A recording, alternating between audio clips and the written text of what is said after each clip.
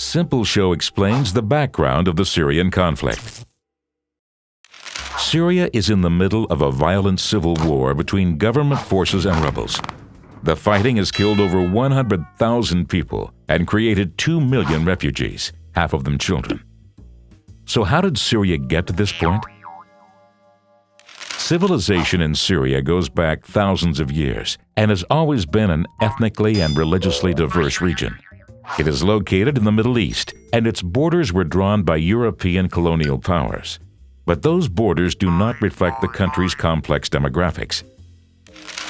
In 1946, Syria gained its independence from France.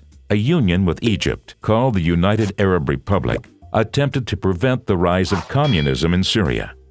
The union only lasted 3 years, and the Arab socialist Ba'ath government has since reigned, now led by Bashar al-Assad. Even in peaceful times of past decades, there has always been plenty of conflict potential in Syria. Bashar al-Assad was seen as a stable dictator in a very fragile region. In April 2011, peaceful protests were triggered by the Arab Spring, a collection of democratic movements that turned into violent revolutions in neighboring countries.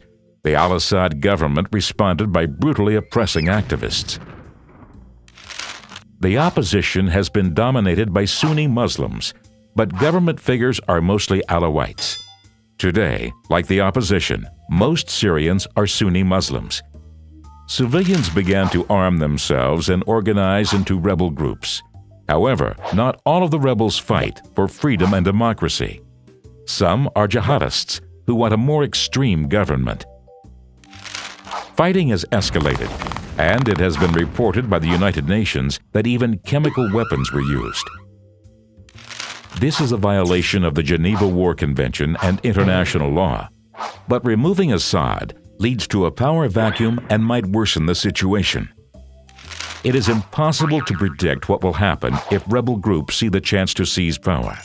They may begin to fight each other. Neighboring countries might get dragged into the conflict, and instability might be prolonged. There is no simple solution to end this civil war.